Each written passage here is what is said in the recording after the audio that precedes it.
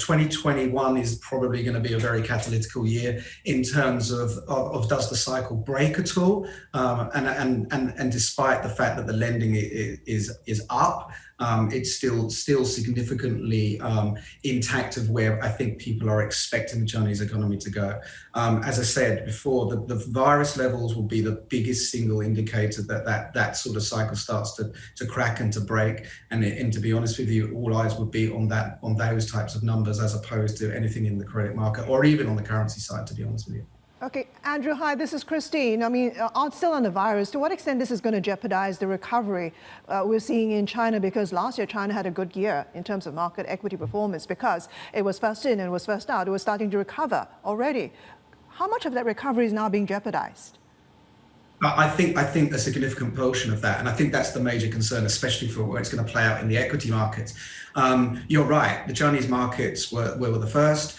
They controlled relatively quickly and relatively effectively. The rest of the world then took a leg down. We saw that play out into the dollar, and you could argue that the yuan's strength is really the dollar's weakness. The economic turnaround in especially second half of 2020 was really exasperated, and we saw that really follow through. The concern will be this is completely reverses now, and we go back to where we were in the first half of 2020, or even in the worst couple of months, March and April of last year. So we do feel that concern is there. That being said, the Chinese authorities have been very, very quick and very quicker. Plus, we've got the vaccines in place that we potentially don't feel that the effects will be as widespread as it was this time last year. That being said, concerns are still there without a shadow of a doubt. So again, from an equity point of view, you would still be looking at these growth stocks. You would still be looking at the plays, especially in the e-com side, the logistics side, the streaming side, the providing side that really fueled the growth of the China market and to be fair, NASDAQ as well,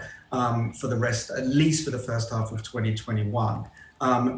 If virus levels get compounded and get worse and we start to see an economic downturn, then I'm still cautiously optimistic that the Chinese market maintains a steady growth in 2021.